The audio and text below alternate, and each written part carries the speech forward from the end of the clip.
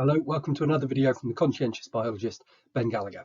This one's the 9th one in the disease playlist, and we look at drug development and clinical trials. So in the last couple of videos, we've looked at things like monoclonal antibodies and antibiotics and some of the more commonly available drugs like paracetamol and ibuprofen.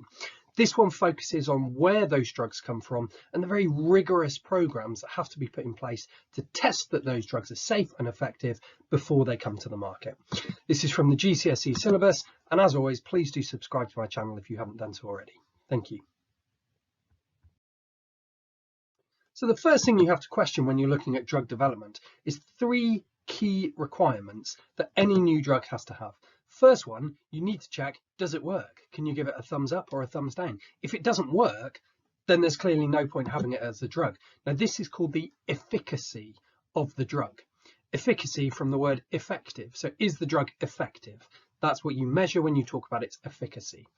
Secondly, you need to know that that drug is safe. You don't want it to have a load of weird side effects like turning you green or covered in spots or anything like that.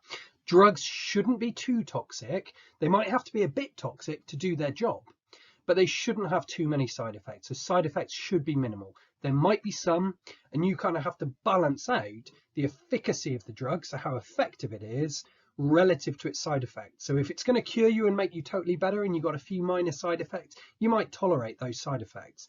If it only makes you a bit better but gives you really bad side effects, that's clearly way out of balance. So you have to look at those two.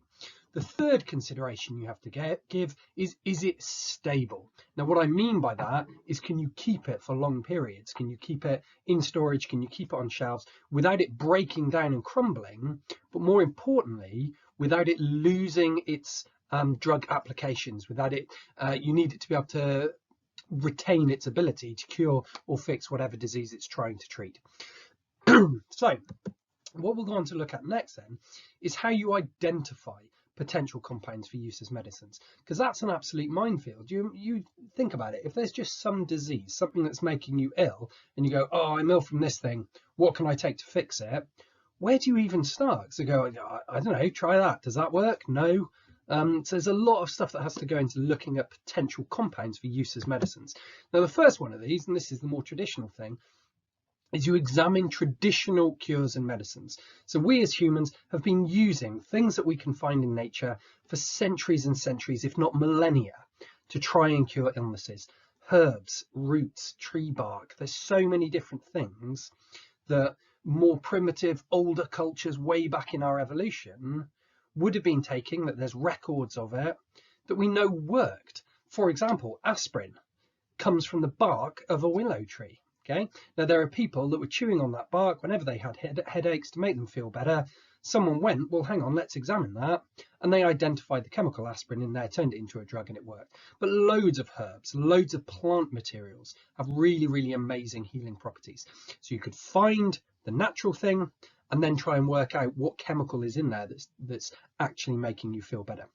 Your second thing, and this is the more modern way of doing it, is doing biochemical analysis of human systems. So if you've examined nerve cells and synapses and receptors and all that stuff to absolutely minute detail, and you know the proteins involved, then you should be able to work out a molecule that can interact with those proteins and create an effect, a drug effect, a medicinal effect.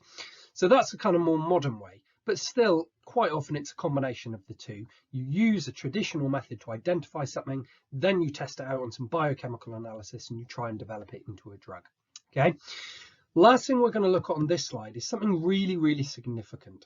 It's called the placebo effect. Now, this is something we have to keep in mind whenever you're trying to develop new drugs, because the placebo effect is a positive effect to something that has no active ingredients. To put that another way, it's something that affects your brain, but it is a recognized and observable, as in you can actually see it happening, you can test for this, psychological effect. Really what we're talking about here is it's a state of mind. If you think you're taking a medicine, or if you think you're doing something that makes you better, it triggers your brain to start telling your body to get better. You release various neurotransmitters and hormones in the body that boosts your immune system to help you get better. So if you think you're receiving a treatment, or you think something's making you better, it's been proven that you will get better faster. It's basically having a positive approach to healing has been shown to actually have an impact on the immune system and make you feel better.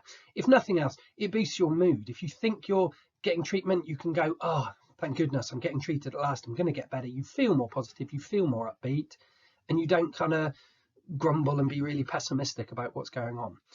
But of course, something that acts as a placebo shouldn't really work because it doesn't have any active ingredients. So a placebo is something that appears to be a medical invention, but isn't, but still has an effect. Okay, so you've got to make sure if you've got a drug, then it needs to do more than just the placebo alone. So it can't just be something that's kind of tricking people into making them feel better. It's got to be something that actually does make them feel better. So anytime you're designing a new drug, you always have to be aware that it's not just having a placebo effect. Okay, take a screenshot of this one because this is a huge amount of information, but now we'll look at the process of how you develop a drug. So the overall process for all of the stages can take kind of 10 to 15 years, depending on the size of the trial and the amount of money that you spend on it. If you throw loads and loads of resources and money at it, then you can make this much shorter because you can invest more, you can build things in bulk, you can recruit more people. So largely the amount of time it takes to develop a drug is down to how much money and how much resources you're willing to throw at it. But the first step is always the same. It's that discovery and identification. Now we've just talked about the two methods for that, but that can take years and years of research until you've actually got a compound, a drug that you think, yeah, I think we need to test this. This looks pretty good. Your second stage is preclinical testing. Now this has got three main parts to it. You can do biochemical analysis. So you look at the drug, you look at the compound, you analyze it and you go, well, actually, does this mimic any known poison? Do we think it's going to interact badly with protein receptors on neurons and blah, blah, blah, and you do all the chemistry stuff.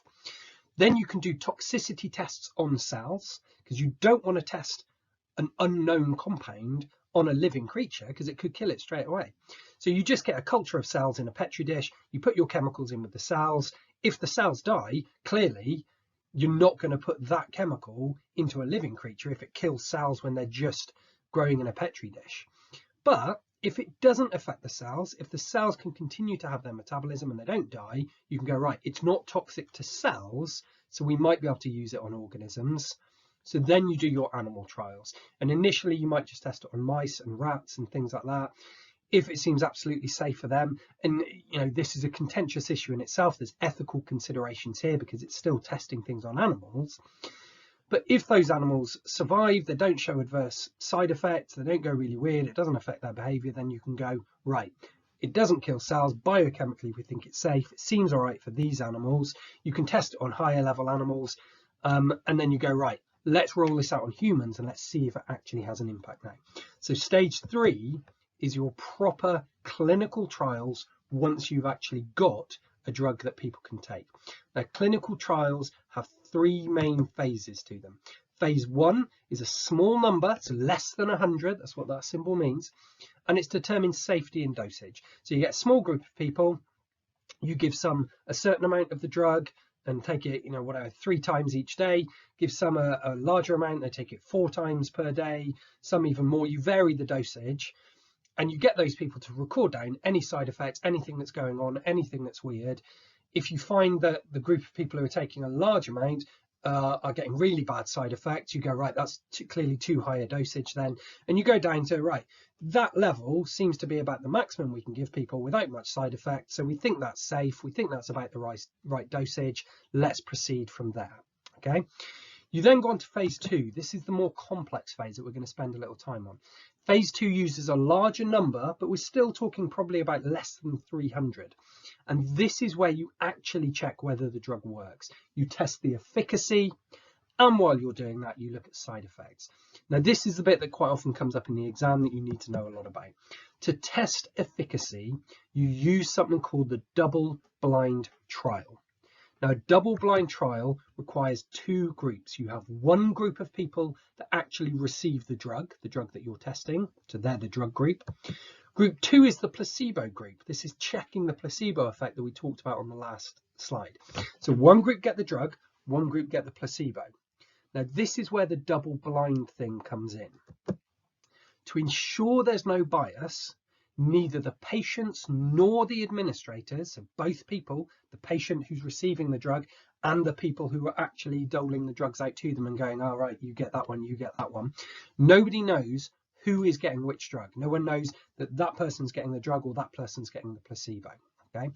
Now, the reason for that is because if you're the patient and you don't know if what you're getting is a drug or placebo, then you're likely to just think, okay, I'm getting a drug, let's see what happens. So you're not going to have that comparison of going, oh, well, I know this is just a placebo, so what's the point? Because that in itself could cause a psychological bias. You're also not going to go, hooray, I'm in the drug group, so I'm going to get better, which causes the placebo effect. But it also avoids the administrators from having sort of an unconscious bias, because if the administrator goes, oh, that guy actually looks really ill, I better make sure I give him the drug, then if you're only giving the drug to the people who look ill, then the drug's probably going to have a lesser effect because it's only been tested on ill people. Or you might go, the administrator might go, well, I'm only going to give this to the men in the group, in which case you're only testing the drug on the men and the placebo on the women. So you can't have any kind of bias. So neither the patient nor the administrator, the administrators, know who's getting what. The only people who know are the people who have designed the experiment. So they would have just marked it, tablets A, tablets B, group 1 get tablet A, group 2 get tablet B, but people don't know whether tablet A or tablet B is the placebo or the drug. Okay, hopefully that makes sense. Now, you may, in a really good trial, have a third group called the control group. The control group get nothing at all, get no drug. You literally get them along and you say, okay, you guys, you 50 people, thanks. We just need you to make notes on how you feel each day, how you get better. Let's just track how the disease goes when you've got no placebo or no drug. So you've got another thing to compare it to. Okay. Now, the result that you want is that the drug group, group 1, had significantly better recovery than the placebo group. That shows that your drug had a much greater effect than a placebo effect alone. But you also want them to get better than the control group. If the control group gets better just as well as the other ones, then the drug and the placebo have had no effect. If the placebo group get better than the other two groups, then your drug's actually doing harm because your drug's not even creating the placebo effect that group 2 is. So the only thing you're looking for in phase 2 is that your drug group show a significantly better recovery than the other groups or the placebo group. In other words, your drug is better than a placebo and certainly better than nothing. Okay, that always comes up in the exam, so make sure you understand the double-blind trial. Okay, you can then move on to phase 3. Phase 3 of clinical trials is much larger scale. We're talking thousands of people now, because now you know the drug works. You know roughly the dosage from phase 1. You've tracked the side effects throughout the double-blind trial, and you know the side effects are fairly minimal. So you now need to check, let's release it to a much bigger group, much bigger sample size, much bigger sampling of society, and let's check it works for everyone. There's no really bad side effects. It doesn't affect people if it's long-term use, if they have to use it for months. Once you've got done phase 3, you can be pretty confident your drug is safe and effective. Okay. You've still got the final hurdle to jump through, which is the approval review. This is where it goes through major drug companies or World Health Organization, and they do their own little testing. They review all your data and they go, yeah, okay, that all looks good. Then it can be released as a drug. Okay, so if the drug meets all the requirements for approval, it can be made available for use. Now, everything that's on this slide comes up in the exams most years. You're likely to be asked about drug development. Quite often they give you graphs, they show you information about the different stages of the clinical trials. They might ask you specifically what the stages are. They might tell you how long each stage took and then ask you just to add them up to see how long the overall trial was. There's loads of ways they can present this information, but make sure you know what a placebo is, what it does, and what a double-blind trial is. Make sure you also know that name, clinical trials. Even if you don't remember the 3 phases of clinical trials are the testing on humans. So make sure you remember that information, but that's it for this video. Okay, finally, a last little bonus one I've chucked on the end of the disease playlist, but what about medical procedures? So this isn't really part of disease, but it felt more appropriate to stick this one in here than putting it with somewhere else. This is things like transplants, artificial hearts, all that kind of stuff. So head to there to finish out the disease unit, but really this one could fit anywhere in the overall program of your GCSE study. Okay.